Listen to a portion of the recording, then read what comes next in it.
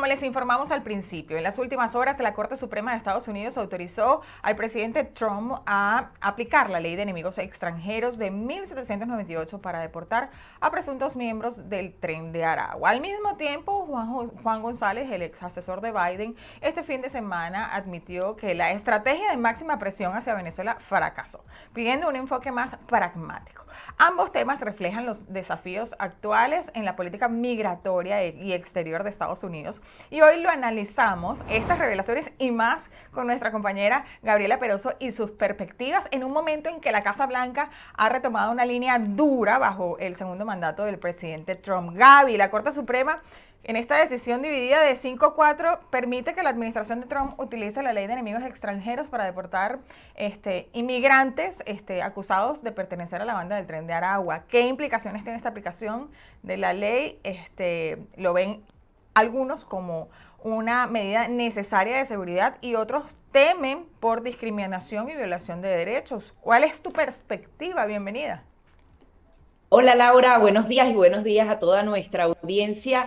Bueno, sencillamente se reactiva lo que utilizaron para comenzar entonces con dos de los vuelos de deportación que se realizaron una vez se estrenó esta nueva vía hacia El Salvador, porque lo que existía era un bloqueo, primero de un juez de primera instancia y luego de una corte de apelaciones en Washington, D.C., que le decía a la administración Trump que no podía utilizar esta legislación. Sin embargo, al elevarse a la máxima instancia y esa instancia, que es la Corte Suprema de Justicia, decirle al presidente Donald Trump que efectivamente esta ley está bien utilizada, por decirlo en términos simples, obviamente se abre un abanico de posibilidades para la administración. Las deportaciones están ocurriendo sí o sí, no solamente a través de este mecanismo, sino otros. Personas que ya venían adelantando su juicio de deportaciones, personas que tenían menos de 2 años en Estados Unidos que pueden ser deportadas de manera expedita a través del título 8 y otro tipo de aplicaciones. Pero esta en particular permite la salida de criminales que para el Departamento de Seguridad Nacional y las autoridades norteamericanas tienen lazos fuertes con organizaciones criminales, específicamente aquellas que ellos mencionaron dentro de los grupos terroristas. Vale la pena decir, el Tren de Aragua, a pesar de que, bueno, han hecho otras afiliaciones con el Cartel de los Soles, pero eso sería otra historia. Básicamente esto se va a centrar en sacar de manera rápida y prácticamente sin ningún tipo de proceso judicial a esos criminales. Nos imaginamos que la administración Donald Trump va a ser muchísimo más cuidadoso a la hora de escoger a estas personas para que no pasen esos errores que incluso han tenido que admitir con personas específicas que no necesariamente pertenecían a estos grupos criminales. Pero en definitiva, esto ratifica un poco, o sea, le da la razón al presidente Donald Trump por parte de la Corte Suprema de Justicia que efectivamente estas personas son un peligro para la seguridad nacional, son pertenecientes a grupos terroristas, y aquí hay que tomar en cuenta la otra arista que ha venido remarcando la administración de Donald Trump, que ellos quieren tratar al régimen de Nicolás Maduro no simplemente como una dictadura que usa el tema político para ser autoritario, sino que adicionalmente forman parte de planes para desestabilizar a Estados Unidos, por atraer droga acá y también para mandar a sus criminales para que cometan delitos en la nación. El día de ayer salió un artículo del New York Times en donde no se trataba ni de un reportaje de investigación, ni tampoco de la posición del diario, sino de tres periodistas que opinaban que estaban exagerando demasiado con ese tema del Tren de Aragua, que no necesariamente eran terroristas. Laura, aquí hay varias organizaciones que se han dedicado a medir cómo este tipo de organizaciones, el Tren de Aragua u otras, que vienen de Venezuela pueden crear el caos y la desestabilización en los países que visitan. Recordemos que algunos venezolanos participaron en manifestaciones aquí en el sur de Florida, han participado en manifestaciones en Colombia y en Chile. Fueron justamente autores del asesinato del capitán William Ojeda en Chile. Es decir, aquí no se trata tampoco de un crimen organizado, desorganizado, sino de alguien que adicionalmente recibe directrices. E incluso yo he hablado con personas que han tratado directamente a algunos migrantes que han llegado de Venezuela en los que serían los refugios para estos migrantes. Y muchas veces, muchos de ellos apuntan y hablan de Iris Varela, Wow. de que el gobierno venezolano no les dijo la realidad que iban a vivir aquí a Sí, Estados Unidos. sí, el Yo sí tema, creo. Gaby, también en esto es que meten en una bolsa y en un saco a todos los venezolanos como que somos Claro, pero miembros no de se han bandas metido criminales, en también es un un poquito saco. delicado. Claro, pero no se han metido en un saco. Las personas a las que se le va a aplicar esta ley son personas con delitos probados o con antecedentes penales desde su país, no necesariamente probados acá en Estados Unidos, pero sí con antecedentes penales, Ok, personas que la administración Biden no chequeó. En ningún momento se está metiendo a todos los venezolanos son del Tren de Aragua. Eso es parte de la retórica que se quiere manejar general. General podríamos hablar cuando hablamos del TPS, el TPS afecta absolutamente a todos. Esta ley de enemigos ok. extranjeros no afecta a todos los venezolanos y tienen que justamente pertenecer al Tren de Aragua. Hay que entender las diferencias y no tampoco caer en la narrativa Claro. de que ahora a todos los venezolanos los van a deportar sin proceso Pero lo judicial. que Y sí es adicionalmente cierto, la Gaby, Corte pide una sí, audiencia para estas personas. ok, lo que sí es cierto es que hay algunas juezas disidentes en la Corte Suprema que advirtieron sobre el peligro de utilizar esta ley sin garantías judiciales, señalando que podría sentar un precedente para futuros abusos incluso contra ciudadanos estadounidenses. Y yo te pregunto, ¿tú crees que esto pueda representar algún riesgo a futuro para quienes estamos legalmente en este país?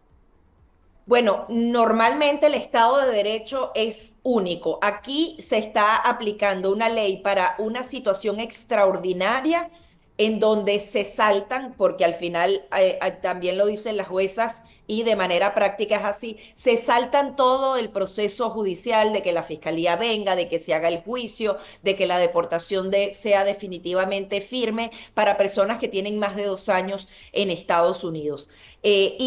Pero tienen que tener nexos criminales. Criminales, Si terroristas, se sí. hace aplica de esa manera, no necesariamente esta ley es una antecedente para que ahora a cualquiera lo saquen. Adicionalmente, no podría afectar a ciudadanos estadounidenses porque ellos no deberían ser víctimas de deportación. Claro. Si eso sucediera, esto es otra historia distinta a los venezolanos Ok. y a la ley de enemigos extranjeros. Ahora, por otra parte, este fin de semana vimos una entrevista a Juan González, quien es el ex asesor del expresidente Biden, y él admite que la estrategia de máxima presión hacia Venezuela fracasó y además dice que el régimen de Maduro se había adaptado a las sanciones impuestas durante la administración de Trump y que la presión no logró el objetivo de debilitarlo.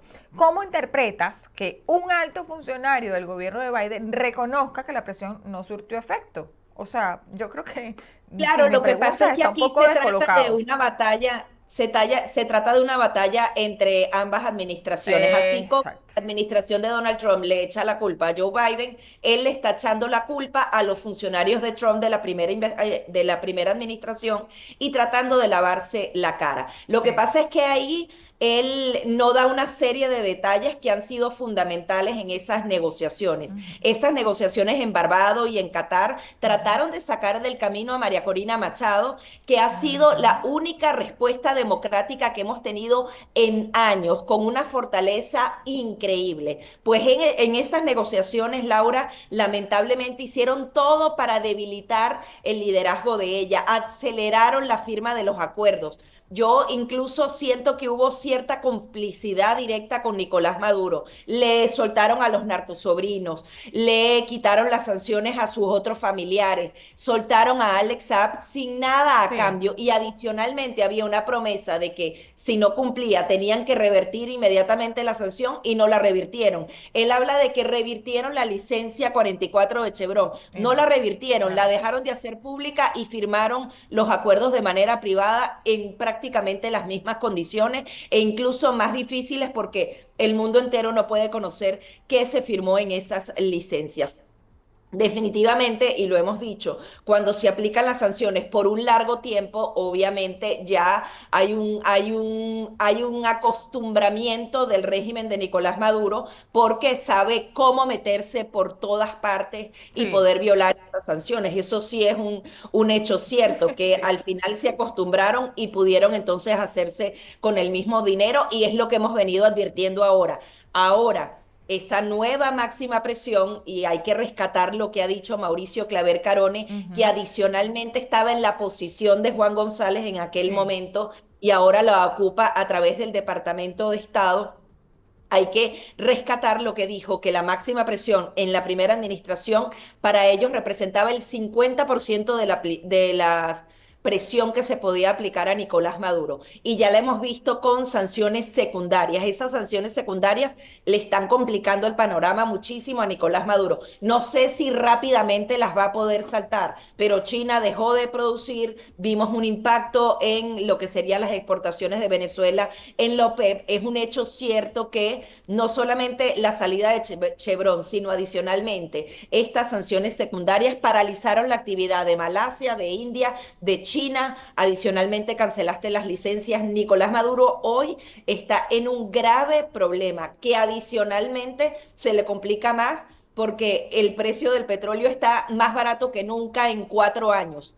Imagínate tú, está en $60 el barril. La situación no es nada sencilla. Y otra cosa que rescato de Mauricio Claver Carone rápidamente, Laura, es que él decía que antes tenían al Departamento de Estado y la Casa Blanca trabajando en conjunto, pero que el Departamento de Defensa de Estados Unidos solamente veía amenazas en el tema de China y el tema de Medio Oriente y que adicionalmente no trabajaban de manera coordinada con el Tesoro como quisieran, porque el Tesoro solo decía que las sanciones debían ser para potencias nucleares. Ahora dice que esos cuatro organismos están trabajando en conjunto y lo pudimos ver durante la primera administración, cuando trabajaron en conjunto el Departamento de Estado, la Casa Blanca y el Departamento de Justicia, que Mauricio Claver Carone no lo nombró aquí, pero está a bordo en toda esta iniciativa, fueron muy distintas en la aplicación de sanciones y la presión que se le aplicó a Nicolás Maduro y al precio a sus cabezas y a tantas claro. otras cosas.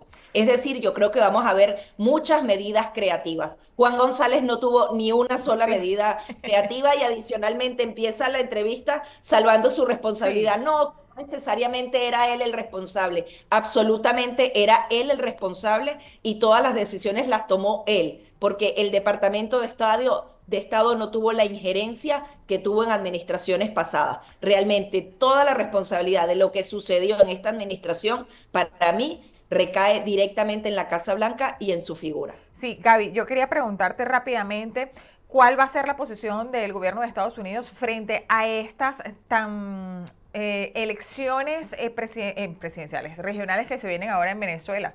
¿Cuál crees tú que va a ser la posición del gobierno? Mira, yo creo que ojo, hay que recordar que la posición en el pasado, y salió de una entrevista que hicimos nosotros en BPI TV, era que sí, que todos los espacios democráticos se abrieran a través del embajador Palmieri. Esto causó un terremoto dentro de Venezuela, diciendo cómo Estados Unidos va a querer que se celebren en estas condiciones tan Claro, nefastas unas elecciones regionales. Yo creo que si acaso esto se trató de una lección que le dieron los venezolanos a los funcionarios americanos, yo no creo en ninguna circunstancia que el gobierno de Estados Unidos apoye a este tipo de elecciones. Adicionalmente, ya cambió la administración y la postura es completamente distinta. No veo ni a un Mauricio Claver Carone ni a un Marco Rubio diciendo negociando. sí, celebren las elecciones porque hay que crear espacios democráticos, porque además es una locura y un adefesio. Es más, yo creo que parte de la publicación en un medio fantasma de esta Sí, ¿no? entrevista a Juan González forma parte de esa narrativa de normalización y de tratar de frenar la máxima presión que viene. Ya la anunció Mauricio Claver Carone y no hay vuelta atrás. Esa va a ser la nueva postura. Sí, bueno, yo creería que estas acciones, bueno, fortalecieron un poco más, ¿no? Y contribuyeron a darle un poco más de legitimidad a Maduro. Gabriela, como siempre, es un placer haber conversado contigo y conocer tus perspectivas de lo que puede pasar, de lo que está pasando y ocurriendo en Estados Unidos. Muchísimas gracias por haberte conectado con nosotros y te esperamos, por supuesto, el próximo martes. Así será. Gracias, Laura. Era Gabriela Peroso, nuestra compañera, con sus perspectivas. Nosotros vamos a hacer una breve pausa y ya venimos con más de Buenos Días.